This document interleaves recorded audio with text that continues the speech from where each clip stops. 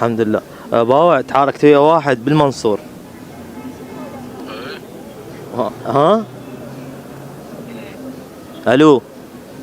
ايوه وياك اسمعك. صوتك ناصي. هذا انه هسه واقفين دوريه وواقفين يريدوا ياخذون التليفون مني. حبيبي انت من يا امام؟ انا من يا امام انت؟ بالعطية فيه. انت اعتديت على الولد وما تصير شغلتك اليوم صعبه، اليوم انت تنسجن. زين؟ منو وياك؟ منو قل له هذا عمي. عندك احد منو عندك؟ هذا عمي. الو.